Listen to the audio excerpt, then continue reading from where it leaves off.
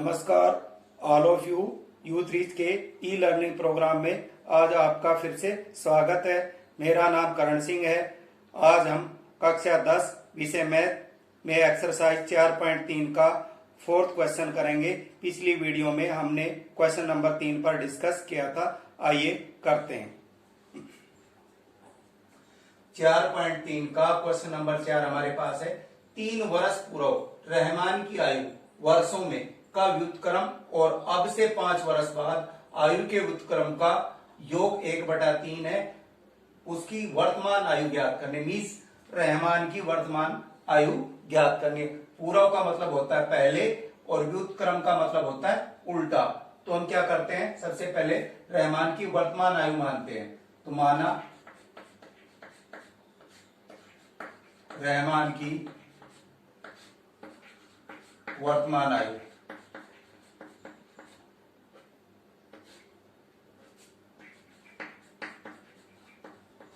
x वर्ष।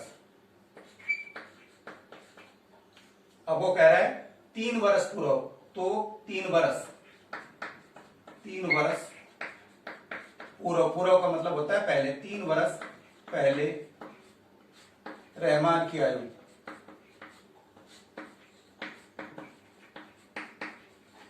अब x है, वर्तमान का मतलब होता है अब x है तो 3 वर्ष पहले होगी x माइनस 3 वर्ष।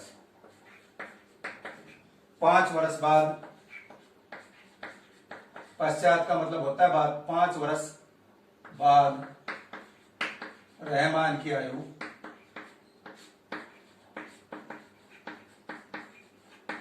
हो जाएगी। अब x है तो 5 वर्ष बाद होगी x प्लस 5 वर्ष। प्रश्नानुसार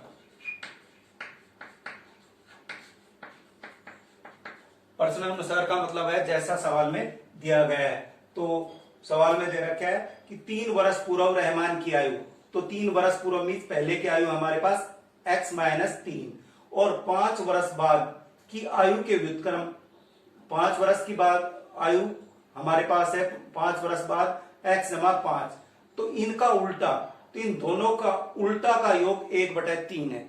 तो ये x माइनस 3 का उल्टा होगा 1/x माइनस 3 प्लस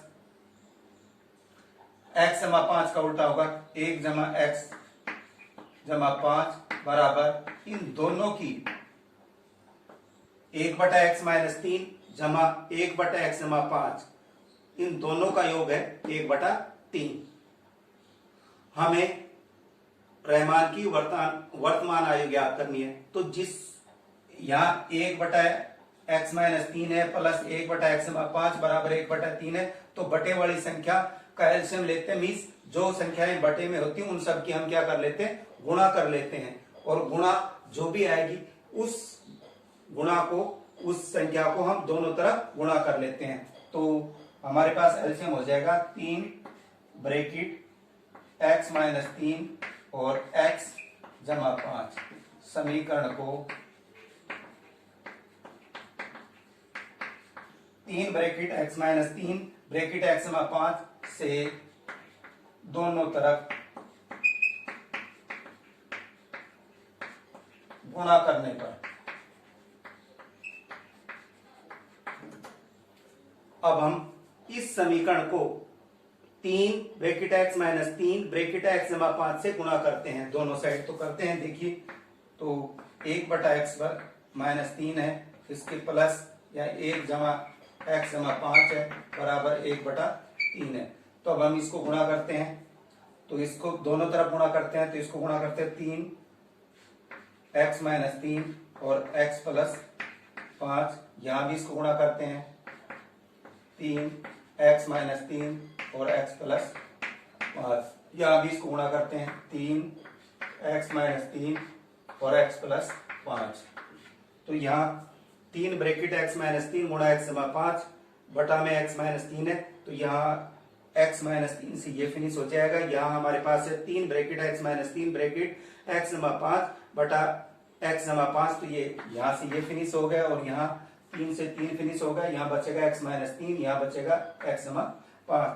तो आइए करते हैं या हमारे पास 3 ब्रैकेट x जमा 5 बचा था, तो इसको लिख देते 3 ब्रैकेट x प्लस 5 जमा का निशान है, यहाँ हमारे पास बचा 3 x माइनस 3 और यहाँ बचा हमारे पास, यहाँ 3 ब्रैकेट x माइनस 3 बचा और यहाँ बचा हमारे पास x माइनस 3 और x जमा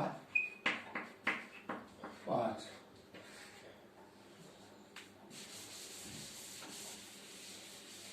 अब इसको गुणा कर लेते हैं, 3 को x से गुणा करेंगे 3x, 3 को 5 से गुणा करेंगे 15, 3 को x से गुणा करेंगे 3x, 3 को माइनस 3 से गुणा करेंगे माइनस 9, x को x से गुणा करेंगे x का स्क्वायर, x को इस 5x से गुणा करेंगे 5x, 3 को इस x से गुणा करेंगे 3x और 3 को माइनस 3 को 5 से गुणा करेंगे माइनस के 15। अब ये देखना है कि दोनों तरफ सेम कोई संख्या है तो उसको हम काट देते हैं, अगर सेम नहीं है तो आगे करते हैं। तो हमारे पास इसमें दोनों तरफ कोई भी सेम संख्या नहीं है, तो 3 जमा के हैं और 3 जमा के, तो हमारे पास हो गया 6x, 15 जमा के हैं और घटा के 9 है, तो ये जमा के हमारे पास 6 बचा बराबर x का स्क्वायर जमा का 5 माइनस का 3, तो जमा का 2x और माइनस 15। अब हमारे पास संख्या बच गई 6x जमा 6 बराबर x स्क्वायर जमा 2x माइनस 15। अब इसका पक्षांतरण कर लेते हैं, अगर हम इस संख्या को इधर लाते हैं तो ये माइनस की होती है, तो हमें द्विघात समीकरण चाहिए, इसलिए हम इस संख्या को इस साइड करते हैं। तो हमारे पास यहाँ तो है x का स्क्वायर 2x माइनस 15। अब इस संख्या को दूसरी तरफ ले जाएंगे तो ये जमा का 6x है तो माइनस का 6x हो गया, ये जमा का 6 है तो माइनस का 6 बराबर बच गया हमारे पास 0। तो हमारे पास बच गया यहाँ x का स्क्वायर, यहाँ 2x जमा के हैं माइनस के 6x है तो ये 4x बचा, और यहाँ 15 माइनस के हैं और 6 माइनस के, दोनों आपस में जुड़ गए तो माइनस के 21 हो गए। हमारे पास द्विघात समीकरण बन गया x square minus 4x minus 21 बराबर 0। तो अब हम इस समीकरण की तुलना ax square bx plus c बराबर 0 से करते हैं, तो इसकी तुलना करते हैं, तो तुलना करने पर हमारे पास a बराबर बच जाएगा यहाँ a, b बराबर माइनस 4 और c बराबर माइनस का 21। अब इस द्विघात समीकरण के मूलों का अस्तित्व ज्ञात करना है हमने, तो मूलों का अस्तित्व ज्ञात करने के लिए हमें विविध कर ज्ञात करना होता है, और विविध कर का सूत्र होता है d बराबर b square minus 4ac। b की वैल्यू हमारे पास माइनस 4 है तो माइनस 4 का स्क्वायर 4, a की वैल्यू हमारे पास 1 है और c की वैल्यू है हमारे पास माइनस का 21 बराबर, ये करते हैं 4 चौक 16 जमा में माइनस माइनस प्लस 21 चौक 84, ये हो गया 100। तो यहाँ d बड़ा है 0 से, मीन्स 100 0 से बड़ा है, तो इस समीकरण के मूलों का अस्तित्व है।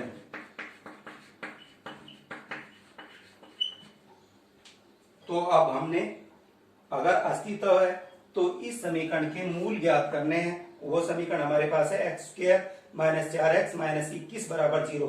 तो अब इस समीकरण के मूल ज्ञात करेंगे, जो हमने रहमान की वर्तमान आयु ज्ञात करनी है। तो आइए ऊपर से जगह कर लेते हैं, बोर्ड भर गया।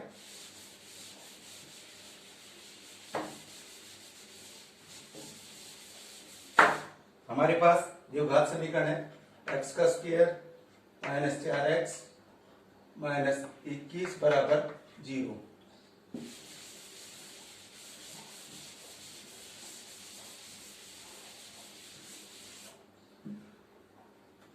तो ये द्विघात समीकरण है, तो यहाँ x स्क्वायर का गुणांक 1 है और अचर पद हमारे पास है माइनस 21, तो 1 और 21 की गुणा करेंगे, माइनस क्या हो जाएगा 21। अब माइनस 21 के हमने फैक्टर बनाने हैं, तो वो फैक्टर क्या होंगे कि उन दोनों संख्याओं की गुणा करें तो -21 और जोड़े और घटाएं तो -4 बचे। तो 7 को अगर हम 3 से गुणा करते हैं तो 21 हो जाते हैं, लेकिन हमें -21 चाहिए और -4। तो हम -7 को अगर मैं 3 से गुणा करता हूं तो हमारे पास ये -21 और -7 जमा 3 तो ये -4 बचता है। तो हमारे पास फैक्टर बनेगा -7 और 3, x का स्क्वायर -7x प्लस 3x -21 बराबर 0। अब x स्क्वायर -7x इसमें से कॉमन लेंगे, 3x -21 में से कॉमन ले लेंगे, तो यहाँ कॉमन हो गया। x स्क्वायर में से x निकल गया तो x बचा, और यहाँ से 7x में से x निकल गया तो -7, यहाँ से 3 ले लिया तो यहाँ x बच गया। 3 को 7 से गुणा करते हैं तो -21 होता है, 3 7 21, तो यहाँ बचा -7 बराबर 0। अब हमारे पास हो गया x -7 और x प्लस 3 बराबर 0। यहाँ से x -7 कॉमन निकल गया और बच गया x प्लस 3। अब इस समीकरण के हमारे पास दो फैक्टर बनेंगे, x -7 और ब्रैकेट x जमा 3। अब इन दोनों के बराबर हम क्या करते हैं, 0 रखते हैं। x -7 बराबर 0 और x प्लस 3 बराबर 0। x बराबर -3 और x बराबर 7। x की वैल्यू हमारे पास आ गई 7 और -3, लेकिन हमने रोहन की वर्तमान आयु ज्ञात करनी है, तो परंतु -3 संभव नहीं है,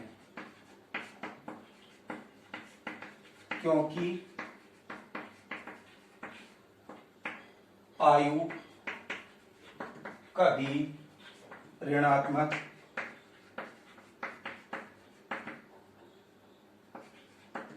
नहीं हो सकती।